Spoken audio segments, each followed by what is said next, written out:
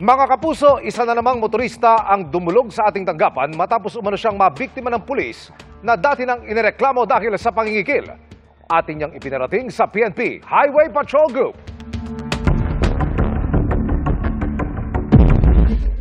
Walang-wala talaga. Kulat na ako, kala ko nakatingin ka lang sa akin. Baka naman pwedeng bawasan mo. Sir, nasabi ko na. Makaraang matampok sa inyong kapuso action man noong September 29 ang pangingikil ng isang PNP Highway Patrol Group Corporal sa isang motorista sa lungsod ng Pasig. Isa pang na biktima umano ng pulis ang dumulog sa amin. Kwento ng driver na itago natin sa pangalang Celso. Hindi niya makakalimutan ang nangyari noong December 20 ng nakaraang taon. Sabi ng HPG personnel, driving without license daw ako, tapos kailangan i-impound daw po yung truck na dinadala ko. Yung sa ganong violation ko, driving without license, ang fine daw nun, nasa 50,000 plus. Kaya ang sabi niya, kayo kung okay lang sa inyo, 50,000 tong gagastusin niyo. Nakipag-usap pa raw sa boss ni Celso, ang pulis, bago nagsabi kung magkano ang dapat ipasa sa kanyang e-wallet. Ang sabi niya is 15,000, tapos tumawad ako ng 12,000. Tapos, umokay siya sa 12,000. Agad niyang kinuha yung cellphone ko at siya mismo yung nag-send ng 12,000 papunta doon sa account niya.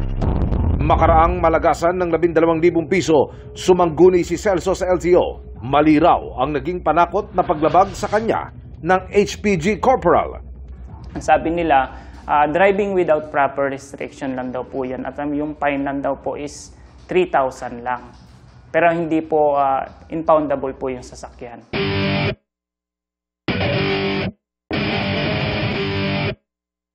Ang panibagong reklamo agad nating ipinarating sa PNP Highway Patrol Group. Nasampahan na raw ng kaukulang kasong HPG Corporal, bunsod ng aming unang sumbong noong Setyembre. Ito po yung Article 210 or Article 210 para po sa direct bribery at yung ating pong Article 293 ng RPC para naman po sa robbery with extortion. Hindi po ito kukonsintihin ng ating pong pamunuan. Definitely, madadagan po ito pong kasong kaharapin po ito pong ating pong kasamahan. Sa ngayon ay nakapagpasa na ng kaukulang salaysay si Celso. Nagpapatuloy din ang suspensyon ng inirereklamong HPG Corporal. Sinubukan namin siyang kunin ng panig pero tumanggi siyang magbigay ng pahayag. Ito pong ating pong HPG Corporal ay naka-preventive suspension po siya. At siya rin po ay na-relieve sa kanya pong assignment dito po sa 4A. Para naman sa iba pang nabiktima ng pangingikil.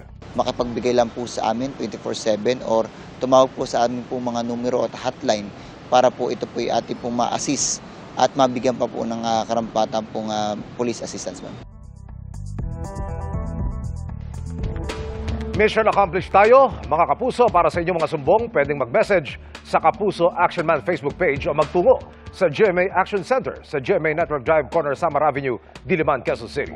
Dahil sa namang reklamo, pang-abuso o katiwalian, tiyak, may katapat na aksyon sa inyong Kapuso Action Man.